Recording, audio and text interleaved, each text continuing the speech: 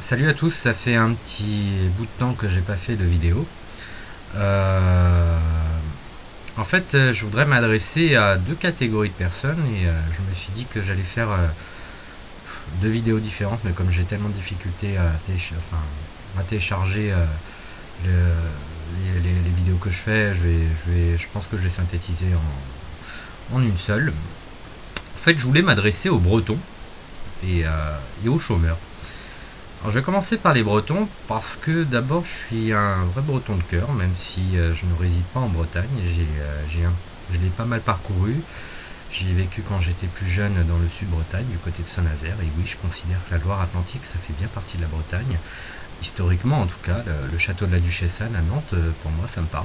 Donc, j'adore l'histoire de France et je considère que effectivement, les, euh, les identités régionales qui découlent de l'histoire ont un sens dès lors que ça ne devient pas une forme de communautarisme. Je pense qu'il y a assez de communautarisme en France. On cherche à nous diviser avec la cause gay, la cause féministe, la cause des rebeux, la cause des juifs, la cause des tout ce que... Non, ça suffit, quoi. Si on rajoute en plus le délire identitaire régional, je voudrais juste vous rappeler quelques éléments historiques parce qu'il y a un moment ça me gonfle. Je ne sais pas si les Bretons se souviennent que en 1870, quand la France est en guerre contre l'Allemagne de à l'époque Bismarck, euh, on a un traître à l'époque qui veut le pouvoir. Et en fait, on a toute une série de traîtres. On a l'histoire des trois Jules que je ne vais pas expliquer ici. On a un autre traître qui s'appelle Adolphe Thiers, qui va créer la Troisième République en voulant négocier la défaite de la France avec l'Allemagne. Et à cette époque-là, au moment où ça n'allait pas du tout, où nous étions réellement envahis par les Allemands, ils s'étaient dispersés un petit peu tout autour de Paris. Il y a un ministre qui s'appelle Gambetta et qui va aller lever une armée, l'armée de l'Ouest. En fait, on devrait dire une armée bretonne. Ce sont des Bretons, 80 000 Bretons, qui étaient prêts à se bouger pour aller repousser l'occupant hors de nos frontières. Et c'était possible en plus parce que les conditions militaires étaient telles que, voilà, sans rentrer dans les détails, on avait la possibilité à l'époque de repousser cet occupant. Adolphe Thiers va dire non, surtout pas, parce qu'il voyait bien que si jamais on repoussait les Allemands, ces possibilités de devenir président de la Troisième République, qui à l'époque se fondait, l'empire de Napoléon III se disloquait en même temps que cette guerre-là, il voyait bien que ça n'allait pas se faire. Donc il a dit non, on ne le fait pas, surtout pas. Et de cette défaite, c'est là où on va livrer l'Alsace et la Moselle à l'Allemagne, mais aussi des tonnes d'or, qui vont d'ailleurs provoquer plus tard une énorme crise à partir de l'Autriche d'ailleurs. Mais c'est ça qui va générer la fronde des Parisiens avec la Commune. Donc les Bretons, en 1870, se posaient pas de questions pour savoir s'ils devaient défendre la Bretagne seulement ou le territoire tout entier. Il y avait déjà une unité politique de fait. Elle existait déjà. Ils étaient prêts à mourir pour la France. Beaucoup plus tard, enfin quelques décennies plus tard, la guerre 14-18, ce sont les Bretons ont donné énormément de leur sang, et pas que d'ailleurs, les Corses, les Basques, là où il y a des identités régionales qui sont assez importantes, et ces gens-là se sont levés pour le pays aussi. Ils ont donné de leur sang. Ils ont été jusqu'au sacrifice suprême. Et De Gaulle, pour rejoindre l'Angleterre, il a été aidé par qui? Il n'a pas été aidé par des Parisiens, par des mecs de Calais ou de Bordeaux. Il a été aidé par des Bretons. L'île de Saint, ça vous dit quelque chose? Bon. Donc il y a un moment où ce serait sympa d'avoir un débat apaisé sur le fait qu'effectivement l'histoire de la France est plurielle, elle est diverse. Un pays, ça se construit pas comme ça. Hein, il y a des guerres, il y a des annexions, il y a des mariages, il y a des, enfin voilà, il y a des héritages, il y a des rachats de terres, il y a tout un tas de choses qui font qu'un pays se construit souvent dans la douleur et que c'est difficile. Et quand on en arrive finalement à ce qu'un pays soit réellement créé, c'est-à-dire il y a une unité politique, linguistique, ça fait une éternité que nos grands-parents, nos aïeux ne sont plus en train de dire mon Dieu, quelle horreur, l'oppresseur, le colon, le je sais pas quoi, le roi de France a annexé notre territoire de façon illégitime. Ce débat-là est fini depuis 2 siècles au moins, pour la plupart de nos départements, de nos régions. Enfin, il y a un moment, il faudrait avancer. Alors oui, on peut réhabiliter l'authentique histoire de France, celle de sa création à travers différents comtés, duchés qui étaient préexistants et qui petit à petit sont devenus la France tout entière. Mais quand vous faites les bonnets rouges, hein, et je voudrais pas être méchant, mais c'est quoi les bonnets rouges au départ? C'est des patrons, alors je dis pas que tous les patrons sont des salauds, hein, loin de là, hein. Il y a des tas de gens qui ont une petite entreprise, qui se défoncent à la tâche, qui se payent moins que leurs propres salariés et qui se font spolier par l'État, là où des multinationales se gavent et ne payent quasiment rien. Donc je ne mets pas tout le monde dans le même sac.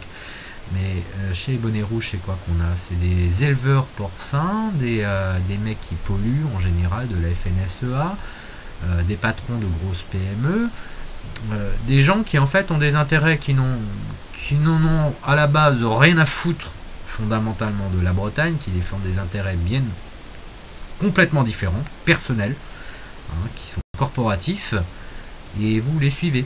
Et pire encore, au nom d'une revendication régionaliste, vous êtes juste en train de vous couper de vos parents qui ont pu se marier par exemple avec quelqu'un qui vivait à Paris, ou votre père a peut-être épousé une femme qui était alsacienne. L'unité de la France, c'est aussi ça, c'est le fait qu'on se déplace beaucoup, parce qu'on se marie, parce qu'on fait des études, parce qu'on va travailler ailleurs, parce qu'en fait on parle la même langue. Et vous savez comment ça s'appelle ça en économie, selon un gars qui s'appelle Mundell, qui est premier Nobel d'économie, ça s'appelle une zone monétaire optimale. C'est quand il y a une unité politique dans un territoire politique, hein, et que le fait est, c'est que les gens se déplacent pour aller bosser. Donc c'est un point de détail, mais par exemple, l'Union européenne, c'est pas une zone monétaire optimale, parce que les Français vont pas aller naturellement en Allemagne, où ils parlent pas la langue, où ils la maîtrisent pas pour la plupart d'entre eux, ou en Pologne ou ailleurs, ou en Grèce, pour aller chercher du boulot. On va en tendance à vouloir rester en France pour faire notre vie, pour travailler, pour se marier, etc. Alors bien sûr, quelques-uns d'entre nous avons l'idée en tête, et moi le premier, de voyager, de peut-être nous établir ailleurs, mais la majorité d'entre nous, on est ici, et puis on va y mourir. Donc on n'a que ce pays, on n'en a pas d'autre. Hein, et peut-être que ça vous plaît pas, mais voilà, la majorité des Français aiment la Bretagne, et je pense que la majorité des Bretons aiment la France aussi, et il faudrait arrêter de créer des divisions qui n'ont pas lieu d'être à un moment où tous les Français, c'est pas que les Bretons, c'est tous les Français sont opprimés, et c'est pas seulement par notre gouvernement, hein, on a un gouvernement de collaboration. C'est pas la première fois qu'on a ça, on a toujours eu des traîtres. Je vous ai parlé de Adolphe Thiers, vous connaissez Pétain, aujourd'hui c'est Hollande. Bon, ça a toujours été comme ça, visiblement on a toujours des dirigeants corrompus. Bon, ça ce sont des problèmes de constitution qu'on devra un jour régler. Mais s'il vous plaît les Bretons, ayez une toute petite fibre de patriotisme. C'est pas un truc de chauvin, hein, c'est pas un truc de nationaliste ou un délire complètement débile, c'est juste aimer la France, aimer vos concitoyens français, défendez-les autant que vous défendez la Bretagne. Et les Français, tous les Français aiment la Bretagne et la veulent toujours attachée à la France. on est attaché à la Bretagne. Donc s'il vous plaît, les Bretons, putain, mais levez-vous pour autre chose qu'un trip régionaliste qui est soutenu par des... je vais pas dire le terme, parce qu'encore une fois, je vais être grossier, mais enfin, voilà, par des gens qui ont des intérêts qui sont bien différents d'un délire identitaire breton. Et donc je vais m'adresser maintenant aux chômeurs, parce que sinon je vais m'étendre encore. Bon, actuellement, la plupart d'entre nous, puisque je fais partie de la catégorie, sommes payés, quand on est chanceux, d'un certain pourcentage de nos anciens salaires. Donc en général c'est déjà minable, et pour beaucoup d'entre nous aussi de l'équivalent d'un RSA. Soit c'est vraiment le RSA directement, soit c'est encore les ACDIC, mais c'est merdique. Donc on trouve pas de boulot, ou on voit plus tellement d'intérêt à bosser pour un système qui en fait est juste là pour nous siphonner notre sueur, qui est monétisée sous forme de voilà, quand on vous verse un salaire, c'est votre sueur, votre temps de travail qui est monétisé. Mais quand tout ça est piqué par des banquiers véreux, parce que les impôts ne servent qu'à payer des enfoirés de banquiers, bon, on est tous au même lot. Et effectivement, moi je comprends que certains, quand bien même ils pourraient trouver du taf, ne veulent plus jouer le jeu du système. C'est compréhensible. Mais en attendant, on a du temps de libre. Et on a toujours des compétences, et on a quand même l'envie de faire quelque chose. Donc bah voilà, moi je suis quelqu'un qui anime différents trucs. Pour ceux qui ne me connaissent pas, j'ai monté un journal avec des amis, on est 8 personnes derrière désormais, ça s'appelle Poil à gratter. On a besoin de compétences, mais plein, vraiment, des gens qui veulent distribuer, qui veulent être commerciaux pour aller chercher de la publicité auprès de commerçants, parce que c'est ça qui peut faire vivre le journal. On a besoin de quelqu'un pour animer le site internet, pour publier des informations. On a besoin de tas de gens qui veulent se bouger, mais on a aussi besoin de gens qui, alors là ça n'a rien à voir avec Poil à gratter, mais qui veulent s'investir dans du décrochage de drapeaux, parce qu'on décroche des drapeaux européens. Vous savez, c'est le délire qu'adorent nos politiciens. On va pas refaire le débat sur l'Union européenne, sur les questions de souveraineté, etc. Il y a beaucoup de gens qui n'y comprennent strictement rien, qui s'en battent les couilles. Donc, ok, je vais vous épargner tout ça, mais par contre, on a tous bien compris que nos politiciens adorent l'Union européenne. C'est leur truc, c'est leur kiff total. Ils ont juste violé un référendum, pour mémoire. Là, le 29 mai, on va fêter ça. Quand ils vous mettent le symbole de leur délire, qui entraîne de détruire toutes les nations, c'est pas que les Français, c'est les Grecs, c'est une misère absolue, en Espagne c'est une catastrophe, au Portugal c'est pas mieux, l'Italie est en train de s'effondrer, l'Irlande je vous en parle pas, enfin voilà, je veux dire, c'est plein de peuples en Europe qui, à cause de ce délire institutionnel, parce qu'il faut arrêter de dire l'Europe, c'est l'Union européenne. L'Union européenne, c'est qu'une banale institution à la con. C'est comme le FMI, c'est comme l'OMC, c'est qu'une institution, ce sont des traités. Les traités, c'est facile d'en sortir, ça n'a rien de compliqué. Mais l'essentiel là-dedans, c'est qu'ils nous laissent un symbole. Ils vont pas voiser les écoles parce qu'ils veulent endoctriner nos gamins à leur idéologie débile. Par contre, ils vont pas leur expliquer les grands principes de démocratie que sont la souveraineté nationale, l'indépendance et des choses comme ça. Ça, ils vont pas l'expliquer aux gamins. Ils vont pas leur expliquer comment on fabrique la monnaie. Ils vont pas leur expliquer c'est quoi la Constitution. Voilà, ça les intéresse pas trop. On va d'ailleurs faire en sorte aussi que l'histoire, on sape à grands sauts tout un tas de passages de notre histoire, parce qu'il faut absolument détruire ce qui fait notre unité. Et l'histoire, c'est quelque chose qui porte l'unité d'un peuple. On sait d'où on vient, on sait comment on s'est fait. On sait que ça a été long, difficile, mais du coup, c'est ce qui fait qu'on est unis. Il n'y a pas un pays sans histoire, c'est un pays qui ne tient pas. Donc voilà, leur délire à eux, c'est de pavoiser les bâtiments publics avec nos impôts de leur délire. Ils mettent des drapeaux européens partout, des torchons. Moi j'appelle ça des torchons, et je suis pas le seul d'ailleurs. Donc vous avez du temps de libre, mais employez-le à faire quelque chose d'utile. Décrochez ces saloperies de torchons. C'est pas difficile. n'allez pas croire que vous allez finir dans un cachot pour avoir décroché un torchon. Faut se calmer. Vous n'allez pas... je veux dire, il n'y a pas de risque particulier. C'est un délit de vol, voilà, très clairement, décrocher un drapeau européen. Maintenant, il faut être chopé quand même pour que le délit soit prononcé à votre encontre.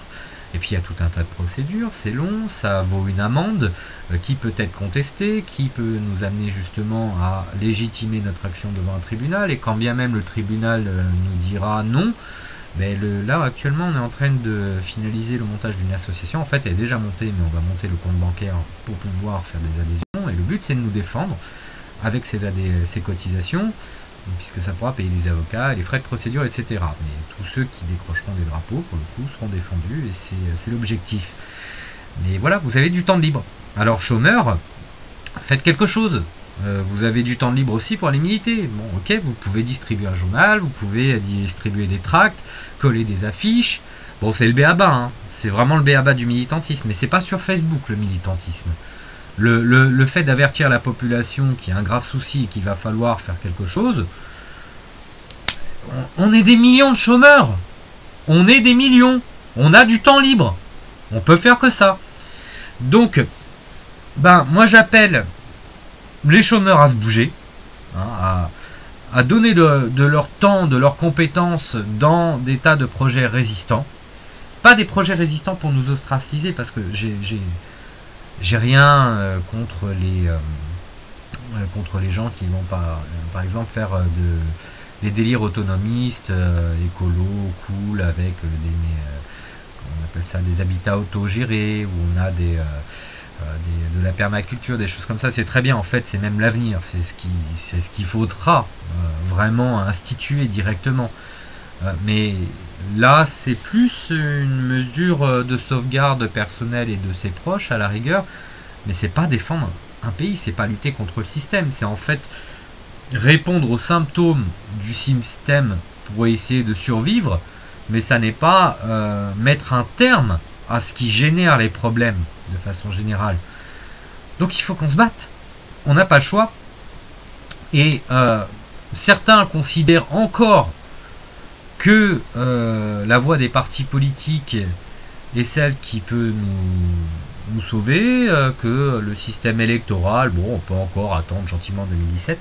Je voudrais vous rappeler juste que nous avons un fou furieux qui, comme d'autres avant lui, est en train de provoquer la deuxième puissance militaire mondiale, rien de moins. Hein. Nous sommes à l'ère nucléaire, au cas où ça aurait échappé à quelques-uns.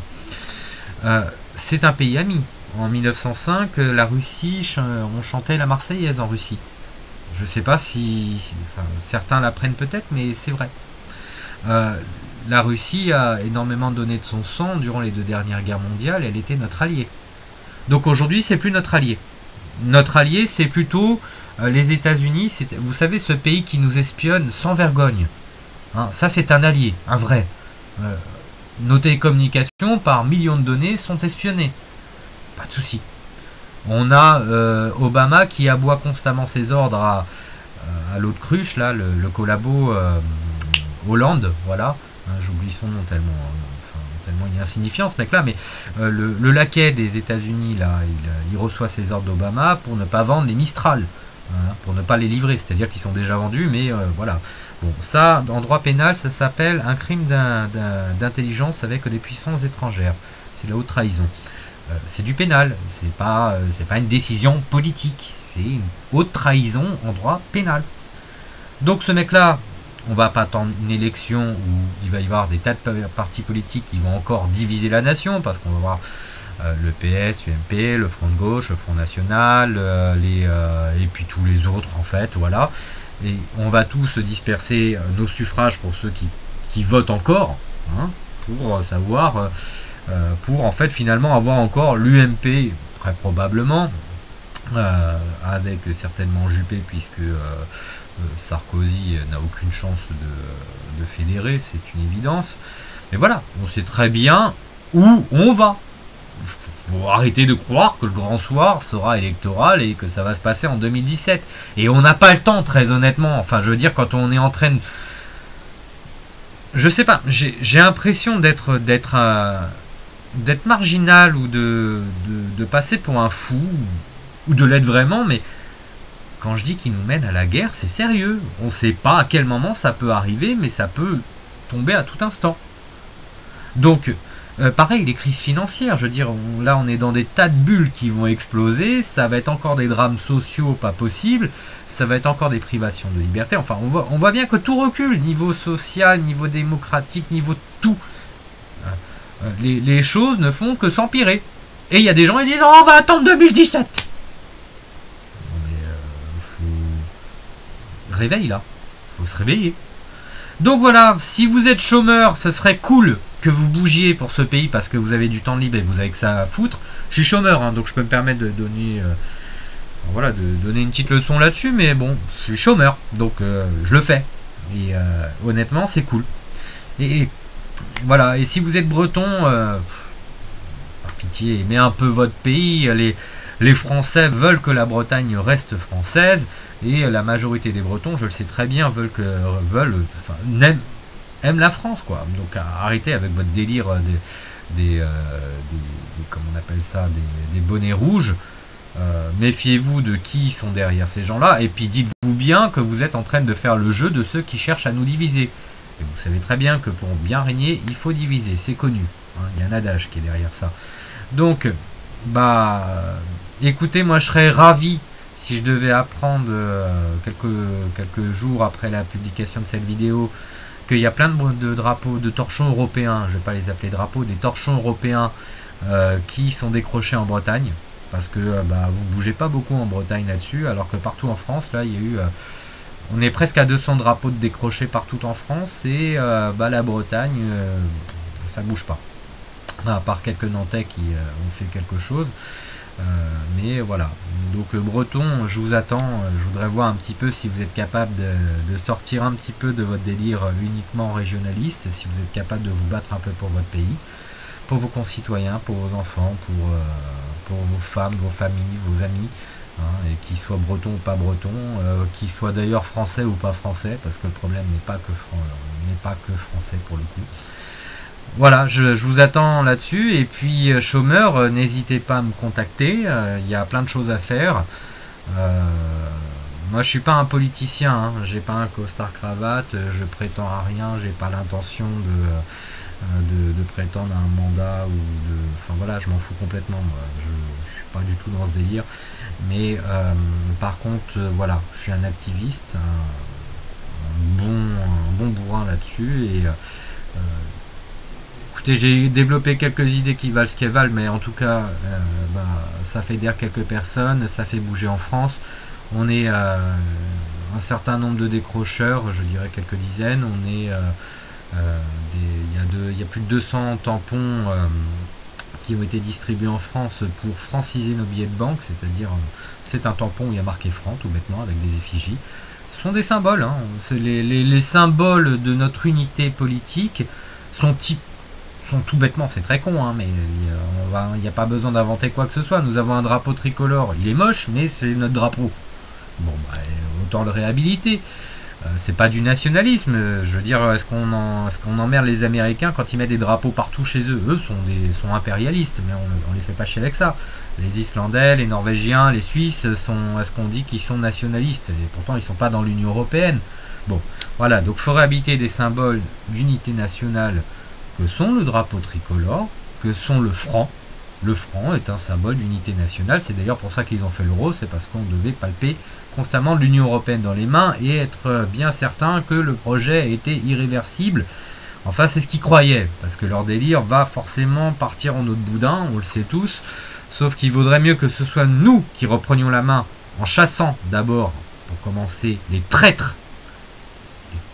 J'insiste, les traîtres, les traîtres, retenez-le, ce sont des traîtres. En droit pénal, ce sont des traîtres. Il faut les chasser. Il faut les chasser. Il n'y a pas d'élection à entreprendre. On aura l'obligation de s'organiser. Parce que c'est bien gentil de chasser des fous furieux qui sont au pouvoir. mais il faudra une relève. Il y a là aussi des solutions. Je suis quelqu'un qui m'intéresse énormément à la philosophie du droit. Un État, c'est, selon Max Weber, le monopole de la violence légitime. En clair, les institutions politiques ne tiennent que dès lors que l'armée et la police, donc c'est-à-dire les autorités constituées, celles qui ont les armes, obéissent à une autorité. Or, si vous prenez le cas tunisien, il y a une révolution là-bas, et la révolution s'est achevée dans les grandes largeurs, et puis il y a beaucoup de choses encore à faire parce qu'ils se sont fait un peu avoir derrière, mais dans les faits, c'est quand l'armée a cessé d'obéir aux dirigeants de l'époque, Ben Ali, voilà, hein, et s'est mis du côté du peuple, que dans les faits, Ben Ali a été renversé. Hollande, pour le renverser, il suffit que l'armée française nous obéisse. Et croyez bien que ce ne serait pas la première fois qu'elle le ferait.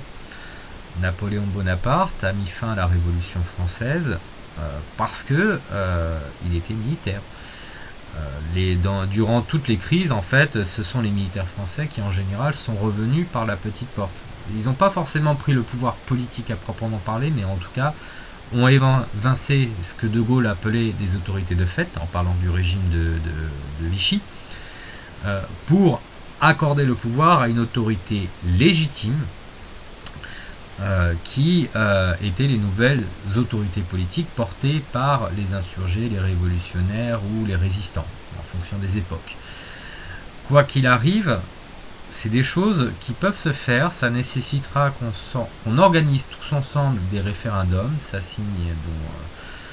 Donc voilà, il y a des tas de choses que l'on peut faire que je ne vais pas préciser ici. Si vous voulez en savoir plus, il suffit de vous taper ma littérature sur mon blog, j'en parle beaucoup. Il y a pas mal de possibilités, mais avant d'arriver à ça, il faut déjà qu'on s'organise un petit peu et qu'on se mette en ordre de bataille. Nous sommes français, on n'a que ce pays. Je suis navré pour ceux que ça dérange, les bobos couillons, honnêtement, désolé, hein, ça, avec ou contre vous, de toute façon, on va devoir reprendre notre pays, et quand bien même vous le détestez, que vous êtes prêt à le défoncer, hein, le laisser à des collabos, mais tant pis, on va le faire contre vous, et puis à un moment, vous payerez cher, je pense aussi,